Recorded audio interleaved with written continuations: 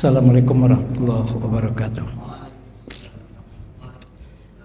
Bismillahirrahmanirrahim. Alhamdulillahirabbil alamin. Wassalatu wassalamu ala asyrafil anbiya'i wal mursalin. Sayyidina wa habibina wa maulana Muhammadin wa ala alihi wa sahbihi ajma'in.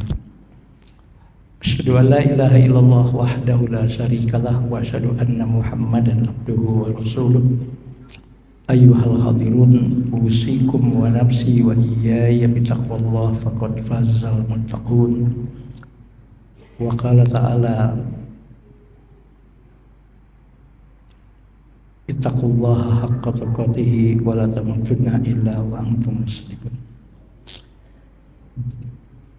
Jemaah salat maghrib yang dimuliakan oleh Allah, dengan tidak terasa kita sudah masuk di tahun 2025 dan ini adalah hari Sabtu yang pertama di tahun 2025. Mari sama-sama kita merenung dan menghayati tentang betapa mahalnya dan betapa berharganya waktu yang Allah berikan dalam kehidupan kita.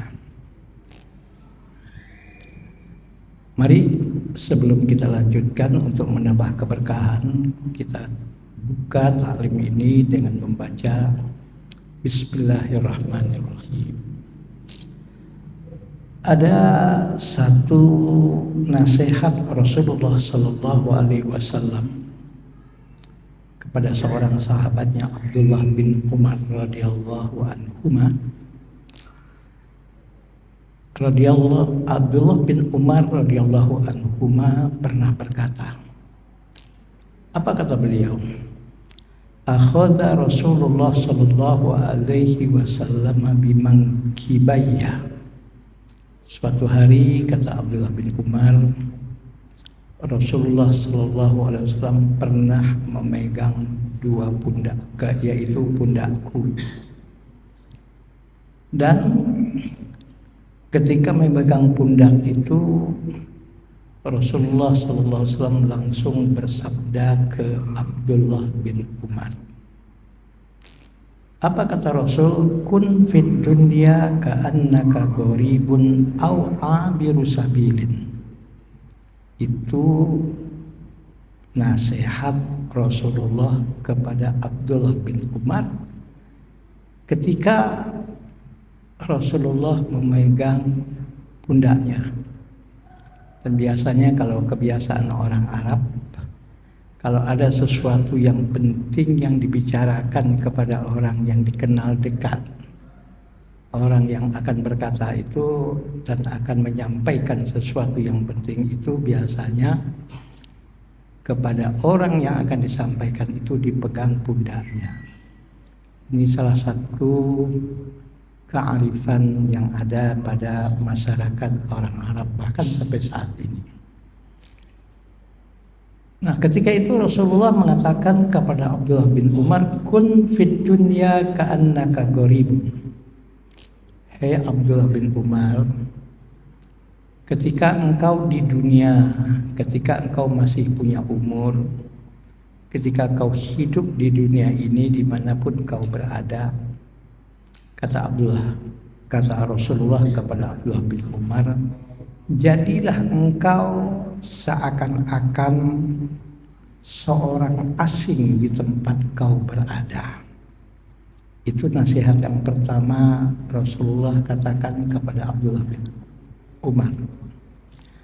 Atau kalau engkau tidak bisa seakan-akan menjadi orang asing di tempat kau berada, au abiru sabilin, atau jadilah engkau orang yang seakan-akan sekalipun berada di kampungmu, sekalipun kau berada di tempat kau tinggal, tempat kau berdomisili, tapi ketika itu tetaplah kau, kata Rasulullah, seakan-akan dalam perantauan atau dalam perjalanan. Ini dua kondisi yang diajarkan oleh Rasulullah kepada Abdullah bin Umar, tak terkecuali kita sebagai umatnya. Dimanapun kita berada, kapanpun dan sampai kapanpun, kita tetap merasa walaupun di kampung kita sendiri seakan-akan kita sebagai orang asing di mana kita tinggal. Atau kalau tidak bisa menjadi seakan-akan orang asing, jadilah engkau seakan-akan dalam perantauan, dalam perjalanan menuju tempat di mana yang kau akan tuju. Subhanallah, Abdullah bin Umar refleks langsung menjawab apa yang dinyatakan oleh Rasulullah SAW ini. Wa kana Ibnu Umar radhiyallahu anhuma yaqul, idza amsayta fala tantaziril sobaha wa idza asbahta fala tantaziril masaa wa khudh min sihhatika limaradika wa min hayatika limautika. Hadisun sahihun rawahul Bukhari. Apa kata Abdullah bin Umar? Ya Rasulullah. Makanya itu kata Abdullah bin Umar, idza amsaita, jika engkau berada pada waktu sore, manfaatkan, gunakan semaksimal mungkin, seoptimal mungkin, sebaik mungkin waktu sore atau waktu petang itu. Fala tantaziril masaa, fala tantaziris sobaha, jangan kau tunggu sampai masuk waktu pagi. Begitu juga kata Abdullah bin Umar, wa idza asbahta, ketika engkau berada di waktu pagi, manfaatkan, maksimalkan, optimalkan sebaik mungkin waktu pagi tersebut. Fala tantaziril masaa, jangan kau tunggu waktu sore. Bahkan wa khudh min sihhatika limaradika, waktu sehatmu itu manfaatkan semaksimal mungkin, seoptimal mungkin, dan gunakan sebaik mungkin sebagai persiapan seandainya datang sakit kepadamu atau ketika engkau sakit. Bahkan wa min hayatika limautika, lebih luas lagi, ketika engkau hidup masih Allah berikan engkau umur, manfaatkan umur itu, kehidupan itu, jangan sia-siakan. Apalagi untuk melakukan hal-hal yang tidak bermanfaat, apalagi dosa, maksiat, kezaliman dan kemungkaran. Kenapa kita harus mempergunakan dan memanfaatkan semaksimal mungkin waktu hidup kita, umur kita,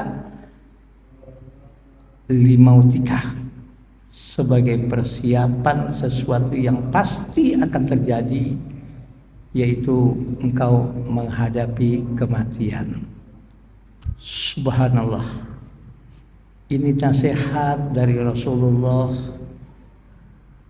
yang juga nasihat dari Abdullah bin Umar kepada kita sebagai umat Rasulullah Sallallahu Alaihi Wasallam. Bagaimana sebetulnya cara untuk menjadi orang yang selamat dunia dan akhiratnya, dengan kata-kata yang ringkas. Kata Rasulullah hanya, hei Abdullah bin Umar, ketika kau hidup di dunia ini masih punya umur, dimanapun kau berada, jadilah engkau laksana orang asing sekalipun di tempatmu sendiri. Atau kalau tidak bisa menjadi laksana orang asing di tempatmu sendiri, au abiru sabilin, laksana seorang yang dalam keadaan perantauan, yang masih dalam perjalanan menuju suatu tempat yang dituju. Kalau boleh saya katakan, ini nasihat ringkas padat untuk bagaimana caranya kita untuk selamat di dunia dan insya Allah juga selamat di akhirat. Kalau kata orang Jawa, bahasa yang begini ini bahasa yang ringkes mentes, ringkas tapi mendasar, mendalam, dan betul-betul begitu luas makna dan maksud dari ungkapan yang sangat ringkas ini. Pertama, kenapa kita disuruh oleh Rasulullah Shallallahu Alaihi Wasallam dimanapun kita berada, sekalipun di kampung kita sendiri, di tempat kita tinggal, bahkan mungkin tanah kelahiran kita sendiri, bahkan ibu, bapak, orang tua kita, engkong kita, kakek kita, uyut kita memang berada dan berasal di kampung itu sendiri. Walaupun kita berada di kampung itu sendiri, kenapa Rasulullah katakan jadilah engkau laksana sebagai orang asing di mana kau pun berada? Karena yang namanya orang asing itu akan tahu diri. Ya Pak ya, orang asing itu akan tahu diri. Dan dia subhanallah akan berusaha yang namanya dia orang asing untuk selalu hati-hati. Dan biasanya orang asing itu Pak selalu menghargai orang yang ada di sekitarnya dan selalu menghargai orang lain. Ya mungkin kita yang pernah pengalaman pindah-pindah rumah lah Pak. Pertama kita pindah di mana kita tinggal. Kita kan baru sehari 2 hari atau seminggu kan kita laksana orang asing di tempat kita tinggal. Ayo apa yang terjadi Pak? Apa ngomong sembarangan? Enggak kan tahu Pak? Enggak berani kita ngomong sembarangan. Bahkan kadang-kadang kita enggak mau menunjukkan apa dan siapa kita. Walaupun mungkin di tempat kerja kita sebagai bos atau sebagai seorang yang dihargai. Tapi di tempat kita tinggal karena kita merasa orang asing, kita akan hati-hati bicara pun. Dan kita enggak akan seenaknya bicara pun. Dan kita akan selalu berusaha semaksimal mungkin dan seoptimal mungkin untuk menghargai orang lain. Kenapa? Saya ini orang baru datang di tempat ini. Saya ini cuma sebagai orang asing di tempat ini. Dan hati-hati sekali, dia jaga. Perilakunya dijaga, tutur katanya dijaga, sikapnya dijaga. Gak ada tuh orang baru datang langsung songong ya Pak ya. Ada Ustaz. Orang baru pindah ke satu tempat langsung tantang peteng-teng kalau kata orang Betawi. Ada Pak? Gak ada. Walaupun dia mungkin sebelum ini di tempat dia yang asal mungkin dianggap jagoan. Ya, untuk pertama kali datang dia merasa dia orang asing di situ tempat, dia belum berani menunjukkan apa dan siapa dia. Dan dia belum berani menunjukkan kesewenang-wenangannya. Sekalipun mungkin boleh jadi dia hatinya dia bilang entar loh waktunya gua akan tunjukkan siapa diri gua. Kan gitu loh Pak ya. Tapi kalau dia merasa asing terus dimanapun dia berada, dia akan selalu hati-hati Pak. Bicara pun hati-hati karena dia nggak kenal siapa di depan dia ini. Dia nggak tahu siapa dengan siapa dia berbicara. Tutur katanya dijaga, ucapannya dijaga, bahkan penglihatannya pun selalu dijaga. Jadi kunci selamat untuk kita hidup dan tidak ya terjaga dari kesombongan, terjaga dari sifat arogan, terjaga dari sifat tidak menghargai dan tidak menghormati orang. Itu sebetulnya sangat mudah sekali. Dimanapun kita berada, sekalipun kita di tempat-tempat di mana kita lahir, tetap kita merasa diri kita orang asing di tempat tersebut. Coba, kenapa orang bisa sewenang-wenang Pak? Kenapa orang bisa merasa sok jagoan Pak? Kenapa orang kok bisa merasa kalau ngomong seenaknya, merasa sok berkuasa? Ya, karena dianggap oh ini wilayah gua. Oh ini kekuasaan, tempat kekuasaan saya. Akhirnya sewenang-wenang. Akhirnya seenak perutnya. Akhirnya semaunya. Bahkan kadang-kadang bicara pun sudah tidak diatur. Dan bicara pun kadang-kadang sudah tidak, maaf, kalau kata anak muda tuh udah gak disensor lagi, udah gak disaring lagi. Jadi itu sebetulnya kunci supaya kita bisa menjadi orang baik. Kunci untuk kita bisa selalu menjadi orang yang menghargai orang lain. Kunci bagaimana caranya kita untuk menjadi orang yang insya Allah menghargai dan menghormati orang lain. Dan insya Allah dengan kita menghargai dan menghormati orang lain pun akan hormat dan menghargai kita. Maka ada satu ungkapan saya masih ingat banget, Pak. Ketika di pesantren dulu, ketika mau tamat ya. Bahkan saya juga sering kepada santri-santri yang mau selesai di pesantren, yang mau lulus ketika wisuda, sering saya bilang sama anak-anak itu. Dan itu yang saya wariskan dari kiai saya waktu saya di pesantren juga dulu. Apa? Wahai anak-anakku, kalau engkau ingin dihormati oleh orang, jangan gila hormat dan jangan minta-minta untuk dihormati. Kalau engkau ingin dihargai oleh orang, hargai terlebih dahulu orang lain. Jangan minta-minta dihargai. Kalau Anda menghargai orang lain terlebih dahulu, kalau Anda menghormati orang terlebih dahulu, insya Allah orang pun akan menghargai dan menghormati Anda. Jangan berharap orang lain akan menghargai dan menghormati Anda kalau Anda tidak menghargai dan tidak menghormati orang lain. Betul nggak, Pak? Dan jangan jadi pengemis. Ngemis apa? Ngemis untuk dihormati, nggak usah. Ngemis untuk dihormati, ngemis untuk dihargai, nggak usah. Hormati aja orang lain dulu, hargai saja orang lain lebih dahulu. Insya Allah yakinlah orang itu juga akan menghargai dan menghormati kita. Jangan berharap kalian akan dihargai dan dihormati oleh orang lain kalau kalian tidak menghargai dan tidak menghormati orang lain. Kalau Anda tidak menghargai dan tidak menghormati orang lain, berarti Anda tidak menghargai dan tidak menghormati diri Anda sendiri. Oke, Pak? Ini sebetulnya yang diajarkan oleh Rasulullah. Ya, Pak ya. Kenapa orang bisa tantang peteng-teng, Pak? So jagoan. Kenapa, Pak? Karena merasa berkuasa. Karena merasa oh ini kampung gua. Lu siapa? Anak baru kemarin masih bawa kencur lu katanya. Kan gitu loh, Pak ya. Jadi subhanallah, nasihat Rasulullah ini dahsyat sekali, Pak. Jadi kalau ingin selamat dunia dan insya Allah selamat di akhirat, ya siapa sih orang yang maaf Pak, yang tidak senang kepada orang yang suka menghargai orang lain? Siapa sih orang yang tidak senang kepada orang yang suka menghormati orang lain?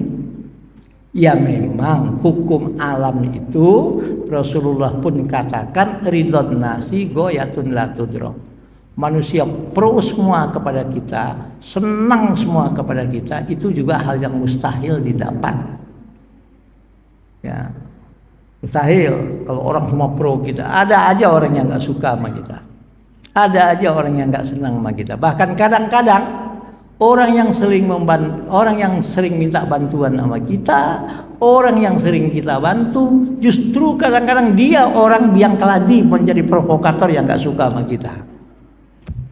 Ya itu dah dunia, Pak. Tapi insya Allah ada satu ungkapan ulama, kalau untuk menilai orang itu baik atau tidak sebetulnya gampang. Apa? Yaitu walaupun orang itu punya kekurangan, walaupun orang itu punya aib, dan tidak ada manusia yang sempurna, pasti ada kekurangan. kekurangannya itu masih bisa ditoleransi. Sejauh mana kekurangan dan aib seseorang masih bila dikatakan bisa ditoleransi? Kafal mar'u nublan an tu'adda ma'ayibuhu. Ini kata ulama. Apa itu kafal mar'u nublan an tu'adda ma'ayibuhu? Cukuplah orang, bisa kita katakan orang baik. Cukuplah seseorang bisa kita katakan dia sebagai orang yang layak kita hormati dan kita muliakan, sekalipun dia punya kekurangan, karena tidak ada manusia yang tidak punya kekurangan. Gimana caranya? Kafal mar'u nublan antu adama ibu. Sekalipun dia punya kekurangan, sekalipun dia mungkin punya aib, tapi tetap kekurangannya masih bisa dihitung dengan jari. Kadang-kadang kita menyalahkan orang, kadang-kadang kita bisa lebih banyak kesalahan kita daripada orang yang kita selalu salahkan. Oke, ini satu ya. Jadi nasihat Rasulullah dalam hadis ini jelas sekali. Kalau ingin Anda dihormati oleh orang lain, kalau Anda ingin dimuliakan oleh orang lain, kalau Anda ingin dihargai oleh orang lain, kalau Anda ingin selamat dalam kehidupan dunia ini, bahkan insya Allah juga selamat dalam kehidupan akhirat, jadilah engkau dimanapun kau berada seakan-akan engkau menjadi orang asing di mana kau tinggal. Itu satu. Yang kedua, kata Rasul, bagaimana caranya? Ya, au abiru sabilin. Jadilah orang dimanapun kau berada, sedang dimanapun kau berada, walaupun di tempat kau lahir, jadilah engkau seakan-akan orang yang dalam perantauan, yang dalam perjalanan. Dan memang kita hidup ini dalam perantauan. Kenapa? Karena dunia ini hanya sebagai perantara untuk menyampaikan kita kepada kehidupan terakhir kita. Di mana kehidupan akhir kita? Ya di akhirat. Ya kan Pak? Kehidupan dunia ini mana sih yang abadi? Kehidupan di dunia ini mana sih yang tidak berakhir? Kehidupan di dunia ini mana sih yang tidak sirna? Maaf, dari segi kekuasaan yang sering kita bilang di sini, kurang berkuasa apa seorang yang namanya Fir'aun. Ujung-ujungnya Fir'aun pun selesai dan tinggal sejarah dalam kehidupan manusia.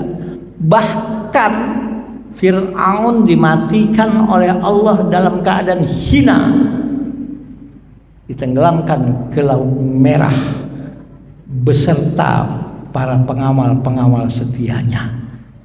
Fir'aun pun tinggal sejarah dan tinggal cerita dalam kehidupan manusia. Bahkan mayatnya diselamatkan oleh Allah dengan cara masuk ke dalam perutnya air garam atau air laut, sehingga ditemukan dalam beberapa waktu setelah itu, walaupun cukup lama, yang sekarang mayatnya Fir'aun kita bisa saksikan di Museum Nasional yang ada di kota Kairo, Mesir. Alhamdulillah saya sudah berapa kali melihat masuk ke museum ini, Pak. Kita tahu yang kehidupan seorang yang kaya raya yang bernama Korun pun tinggal sejarah. Ingat, ini hukum alam, Pak. Harimau mati meninggalkan belang, gajah mati meninggalkan gading, manusia mati meninggalkan nama. Ya mungkin ketika berkuasa, ketika gagah, ketika kaya, dia bisa melakukan apapun. Orang dengan kekuasaannya dibikin takluk, tunduk kepada dia semuanya. Siapapun gak begitu dan gak berani untuk melawan dia. Ada manusia yang hidupnya seperti ini ketika berkuasa. Bahkan ketika kekuasaannya pun sudah tidak ada, masih merasa berkuasa. Ada orang seperti ini. Yang menyedihkan, belum lama turun dari kekuasaan, habis diobok-obok sama orang, Pak. Betul nggak, Pak? Dipersoalkan, dipermasalahkan. Ayo, apa ada penguasa yang model begini sekarang, Pak, di dunia, Pak? Apa enaknya itu? Ya Allah, baru turun dari kekuasaan sudah banyak hujatan-hujatan yang setiap hari nggak selesai-selesai. Nah, kita diomongin sama tetangga satu rumah aja yang selalu ngomongin kita gak enak ya Pak ya. Apalagi yang ngomongin tentang kejelekan, maaf, satu negara. Betul Pak? Ayo secara psikologis. Nah inilah mestinya siapapun yang sedang di atas, tolong ingat, roda itu berputar, nggak selamanya di atas, pasti ke yang di atas itu akan ke bawah. Juga yang sedang di bawah tidak perlu putus asa, ingat insya Allah ada waktunya nanti akan di atas. Tapi yang paling penting ketika berada di atas, bahkan di bawah pun kita harus sadar bahwa kita sedang dalam perantauan, abiru sabilin, dan kita akan mencapai tujuan tempat di mana yang akan kita tuju, yaitu apa? Kehidupan di alam akhirat. Makanya itu yang sering kita katakan di sini, kematian itu bukan berakhir semua persoalan. Kematian adalah awal di mana manusia memulai kehidupan yang tidak ada akhirnya, yaitu kehidupan di akhirat. Sehingga Allah Subhanahu wa taala berfirman dalam Al-Qur'an surat Ad-Duha dengan surat Al-A'la. Apa kata Allah dalam firman-Nya? Wal akhiratu khairul laka minal ula. Kehidupan akhirat jauh lebih baik daripada kehidupan di dunia. Kenapa wal akhiratu khairu wa abqa? Kenapa kehidupan di akhirat itu lebih baik? Karena kehidupan akhirat adalah kehidupan yang abadi, yang tidak akan ada akhirnya. Subhanallah. Mudah-mudahan ya Allah, baik hidup kita di dunia ini selalu menjadi orang baik. Ya Allah, mudah-mudahan ketika di dunia ini, mudah-mudahan kita menjadi orang yang tahu diri. Ya Allah, mudah-mudahan selama kita hidup di dunia ini kita bisa menjaga lidah kita, lisan kita, perangai kita, sikap kita. Bagaimana kita harus bersikap. Karena kehidupan di dunia ini sementara dan akan berakhir, dan kita akan sampai ke tujuan kita. Dan inilah yang disebut oleh Rasulullah abiru sabilin, seorang perantau yang sedang merantau, yang sedang dalam perjalanan menuju tempat abadi yang dia akan sampai suatu saat di tempat itu, yaitu kehidupan akhirat. Maka karena kita merasa kita sedang dalam perjalanan, kita harus mempersiapkan diri untuk mencapai tempat tujuan tersebut. Tapi sayang, dalam satu hadis lain, hadis Bukhari yang diriwayatkan oleh Imam Bukhari, Rasulullah bersabda, qala Rasulullah SAW, nikmatani maghbunun fihima katsirum minan nas. Ada dua nikmat yang banyak sekali manusia tertipu dengan nikmat itu. Satu apa? Al-faragh, waktu kosong. Yang kedua apa? As-sihah, waktu sehat. Padahal waktu dimanapun manusia berada, siapapun dia, dimanapun orang tinggal, apapun status sosialnya, kaya, miskin, orang kota, orang desa, aparat, rakyat biasa, sama diberikan oleh Allah waktu dalam satu hari, tidak ada yang beda. Berapa? Yaitu 24 jam. Gak ada yang diberikan waktu satu hari lebih 24 jam atau dikurangi 24 jam, gak ada. Saya, bapak, semua, istri kita, anak kita, tetangga kita, teman kita, bahkan orang-orang kaya, orang-orang pintar, semua sama diberikan oleh Allah waktu satu hari 24 jam. Ada mentang-mentang kaya, oh dikasih bonus satu harinya 26 jam, gak ada. Oh mentang-mentang miskin, supaya dia nggak terlalu lama menderita kemiskinannya, satu hari dikasih waktu cukup 20 jam, nggak ada, semua sama. Subhanallah. Waktu adalah sesuatu yang Allah semuanya kepada siapapun makhluk dan hambanya sama diberikan oleh Allah. Satu hari 24 jam, nggak ada yang ditambah, nggak ada yang dikurang. Dan banyak orang yang terlena dengan waktu ini. Yang kedua, banyak orang terlena dengan nikmat apa? Dengan nikmat sehat. Ya, ada satu cerita Pak di WA itu. Kadang-kadang setelah saya renungkan, benar juga ini cerita ini. Ya, apa ini fiksi, apa ini cuma sekedar analisa, apa renungan. Jadi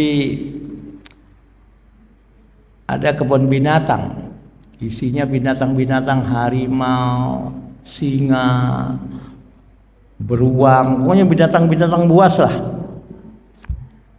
Oleh yang punya kebun binatang ditaruh harga tiket masuk ke kebun binatang. Satu orang masuk 50.000, nggak ada yang masuk. Ya Pak ya, nggak ada yang masuk. Turunin 30.000, masih nggak ada yang masuk. Turunin 10.000, masih nggak ada yang masuk. Akhirnya digratisin amat. Tuh yang punya kebun binatang berebut itu orang masuk kebun binatang gratis Pak. Setelah pada masuk banyak orang di kebun binatang itu, binatang yang ganas itu dilepas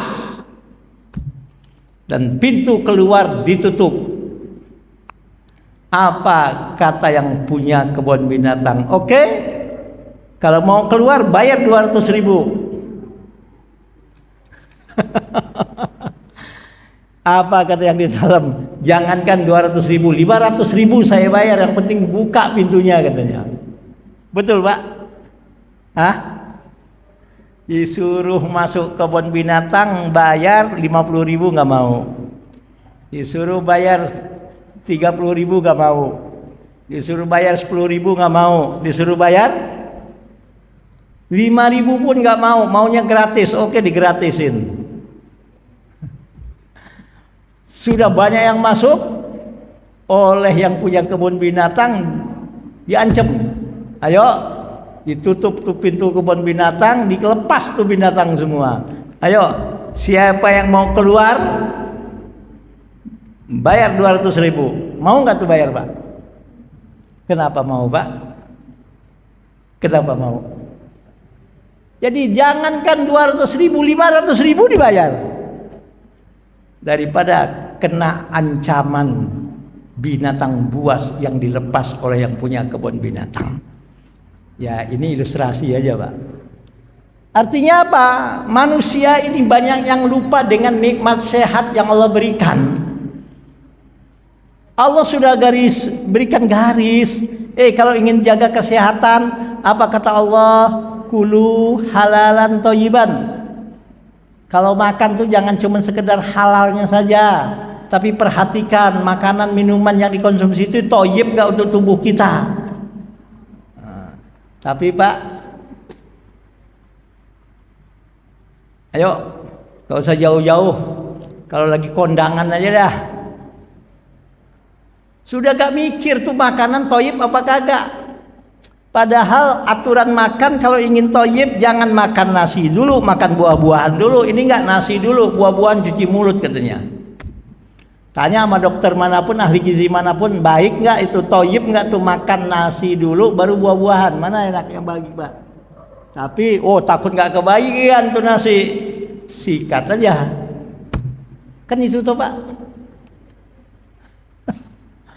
Bahkan saya pernah berdialog dengan dokter dan beberapa orang sinse. Pak Haji, ingin tahu nggak? Itu yang namanya thayyiban itu, kalau halalan oke lah, legalitas syar'i.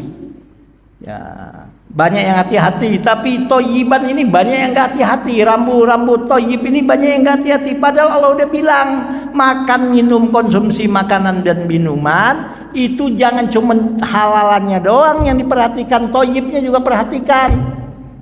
Tapi langgar terus. Kata dokter itu ada orang ya memang profesi apapun itu mulia, nggak ada yang hina Pak di dunia ini. Selain menipu orang, selain menzalimi orang, ya insya Allah mulia semua itu Pak. Profesi apapun. Ada orang yang profesi dalam menjemput rezekinya, nasibnya sebagai pekerja yang mengedepankan dan mengemukakan dan mengandalkan tenaga. Tukang belah batu, tukang beca. Nah, itu saya lihat ada waktu saya ke tempat pasar induk jual beras itu, ada satu orang, Mbak. Itu satu truk, dia sanggup menaikkan dan menurunkan beras. Satu truk, satu orang. Ya Allah, kalau kita disuruh nurunin satu truk itu beras, Pak, apalagi naikin lagi, mampu, Pak? Kenapa?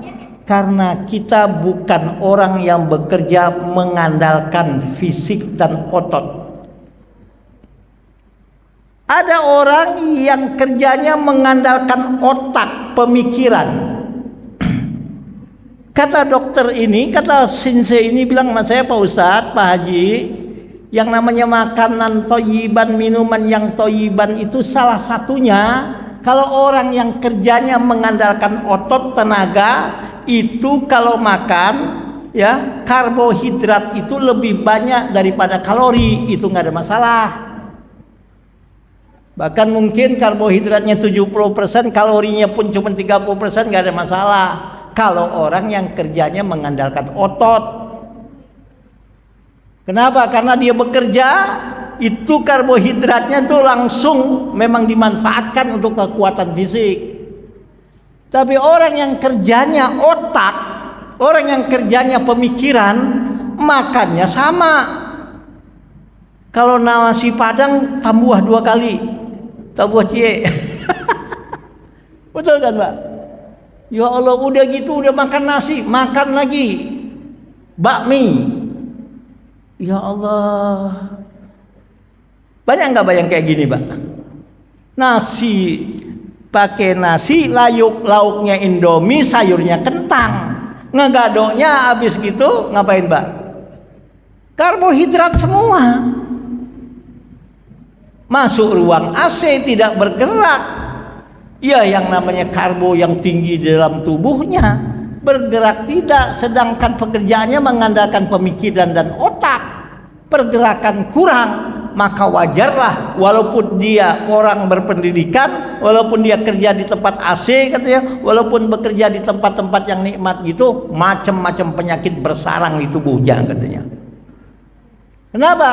Karena orang yang kerjanya otot dengan kerjanya otak tuh beda. Kalau kerjanya otak, yang toyib itu karbohidratnya 30%, kalorinya yang 70%. Tapi tetap harus banyak bergerak. Oke, Pak? Ya, kalau nggak percaya silahkan tanya sama dokter lain lah, Pak. Atau mungkin ada yang ngerti di sini. Nah, kita kan kagak, Pak. Kerja banyak di kantor, di ruang AC, nggak banyak bergerak. Makannya Pak, makannya set, makannya gimana set?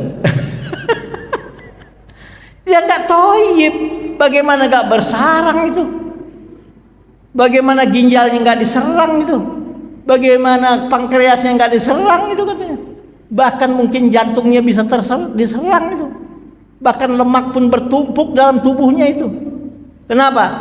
Karena dia makan makanan yang tidak toyib untuk tubuhnya. Sementara dia orang pekerja yang mengandalkan otak dan pikiran, sementara makannya kalorinya nggak seberapa, karbohidratnya yang numpuk dan mager kata anak sekarang, Pak, malas gerak. Jelas, Pak?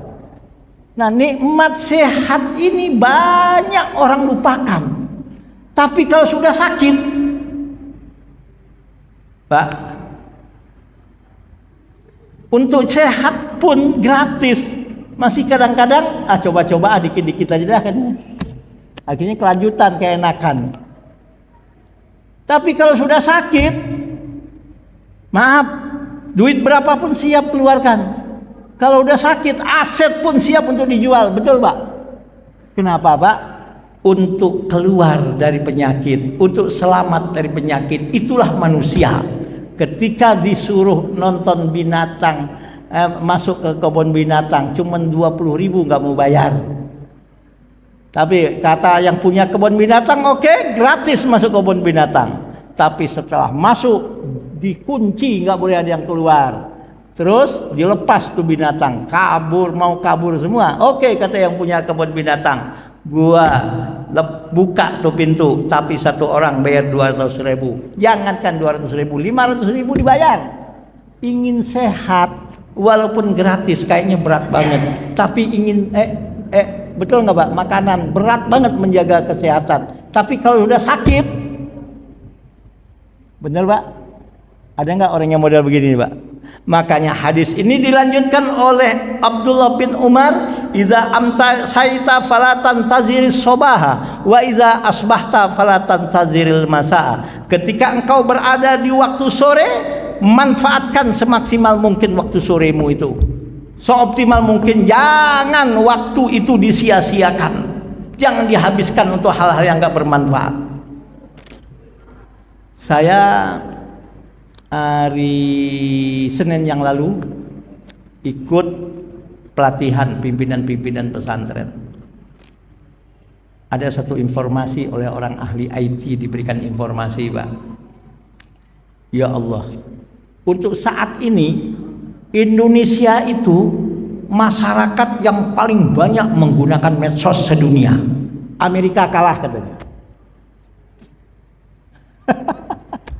Jadi waktu habis untuk buka medsos, dan yang paling banyak itu WhatsApp, WA.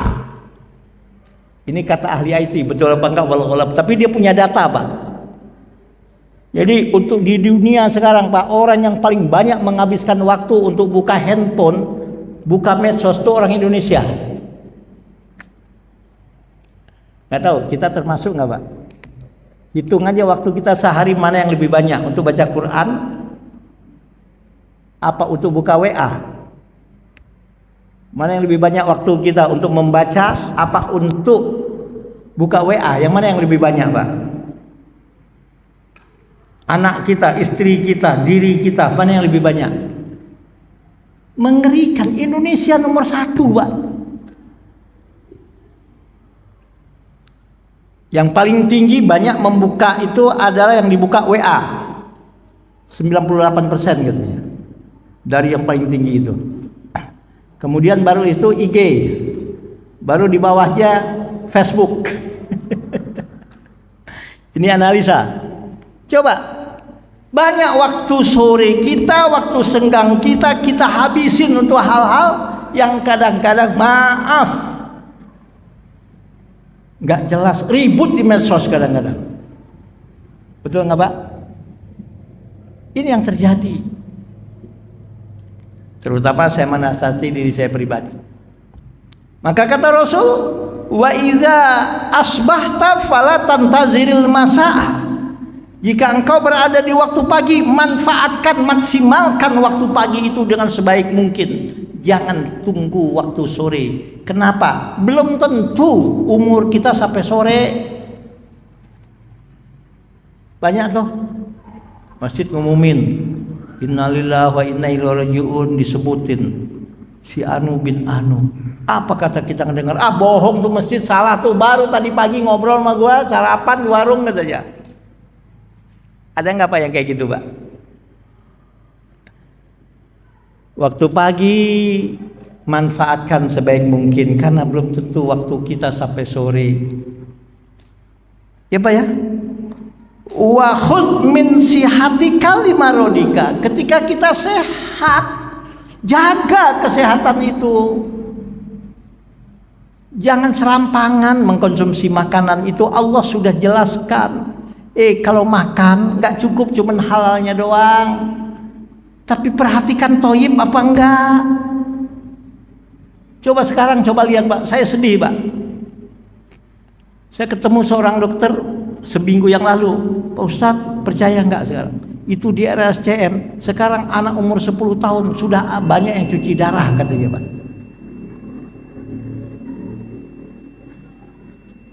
Anak umur 10 tahun cuci darah. Bahkan saya punya wali santri, anaknya umur 11 tahun kelas 5 SD. terpaksa akhirnya harus operasi jantung. Berhasil operasi jantungnya, tapi 5 bulan setelah operasi jantung kambuh lagi tuh jantung, dan operasi kedua meninggal dunia. Kenapa? Makannya nggak dijaga, minumnya nggak dijaga, macam-macam sekarang coba lihat. Dan pengusaha kuliner pun nggak peduli itu sehat atau tidak. Teh yang semestinya pagi dibikin sore udah basi, ini 6 bulan nggak basi. Gimana ceritanya tuh teh? Betul nggak, Pak? Ayo, macam-macam kita makan, Pak. Saya teringat, saya ketika belajar ilmu nahwu ada bab namanya babul maf'ul ma'ah, mungkin dengar ya Ustaz ya. Ada satu contoh maf'ul ma'ah itu, la ta'kulis samakata wa tasrobal labana. Jangan kau makan ikan dibarengi dengan minum susu. Saya tanya dengan ahli gizi, yang orang kuliah di fakultas gizi, yang ngerti tentang gizi, kenapa kok ada contoh dalam kitab klasik, dalam ilmu gramatika bahasa Arab, jangan kau makan ikan dibarengi dengan susu? Apa dia bilang? Pak Haji, Pak Ustadz, ikan dengan unsur hayawani seperti kambing dan sapi itu, kalau dimakan dalam satu waktu berbarengan, itu kimistrinya, kimianya nggak nyambung. Nah, yang benar itu sama juga Jaka Sembung naik ojek nggak nyambung Jack, katanya mas saya. Lah di mana? Diterangin. Itu kalau makan ikan bareng dengan daging, ya bukan daging ayam tapi daging apa namanya Pak? Daging merah kayak gitu, baik kambing maupun sapi atau unta, dibarengi dengan makan ikan, satu waktu itu akan melahirkan dampak negatif terhadap kesehatan, bahkan bisa berdampak menjadi racun bagi kesehatan tubuh kita. Kenapa? Kimianya nggak nyambung, dia bilang. Kitab Nahwu yang sudah dikarang oleh para ulama lebih 100 tahun yang lalu sudah memberikan contoh kayak gini. Lah kita kagak. Kalau makan, apalagi kalau lagi pesta, ya Allah, seafood dimakan, daging sate kambing dimakan. Betul nggak Pak? Nggak toyib. Kalau mau makan daging, udah sekian jam, mungkin 3-4 jam makanlah yang namanya ikan, silahkan. Tapi kalau masih dalam satu waktu, hindari, karena menurut kimianya, kimistrinya nggak nyambung. Justru kalau disatukan dalam satu waktu, itu nggak toyib namanya. Nah, maka kata Abdullah bin Umar, wakhudh min sihatika limarodika, jaga tuh kesehatanmu, jangan sampai kau sakit. Walaupun sudah sakit, ya sudahlah, mudah-mudahan nggak ada manusia yang nggak sakit. Mudah-mudahan sakitnya nggak parah, kan gitulah Pak ya. Ya kalau soal mati, siapa yang nggak akan mati? Banyak orang yang meninggal nggak perlu sakit dulu. Oke? Wa min hayatika limautika, manfaatkan masa hidupmu untuk persiapan bekal untuk kematianmu. Nah, 2025 sudah 5 hari dan besok hari yang ke-6. Kita nggak tahu, bisa jadi 2025 ini tahun terakhir Allah berikan kepada kita. Coba kita lihat orang-orang di sekitar kita, teman kita, tetangga kita, bahkan anak kita, bahkan bisa jadi cucu kita. 2024 masih bersama kita. Sekarang mereka telah tiada menghadap kepada Allah. Tidak mustahil 2025 ini juga adalah tahun terakhir Allah berikan kepada kita. Cukup Pak ya. Mudah-mudahan, subhanallah, nasihat yang berarti dari Rasulullah ini mampu kita amalkan dalam kehidupan kita. Bukan hanya sekedar kita dengarkan, masukkan kuping kanan, keluarkan kuping kiri, tapi kita amalkan dalam kehidupan kita. Dan mudah-mudahan kita menjadi orang yang selamat dalam kehidupan dunia dan akhirat kita. Mudah-mudahan. Kalau ada pertanyaan silahkan, kalau enggak kita tutup. Cukup ya? Oke. Maaf lahir dan batin, ya sekarang sudah bulan Januari Pak. Saya kebetulan bawa brosur Pondok Pesantren Nurul Ilmi, dan alhamdulillah di Telaga Kahuripan ini sudah berapa orang alumninya, ya, berapa orang. Terima kasih. Kalau ada bapak, anaknya, keponakannya, cucunya atau saudaranya yang ingin masuk pesantren, kita sudah mulai membuka pendaftaran untuk santri baru 2025-2026. Kalau ingin tahu bagaimana kualitasnya, saya rasa nggak perlu saya banyak ngomong. Ya alhamdulillah baru 6 angkatan sudah ada 7 orang alumni kita dapat beasiswa ke luar negeri. Ada yang ke Kairo, ada yang ke Yordania, ada yang ke Libya, yang ke Maroko.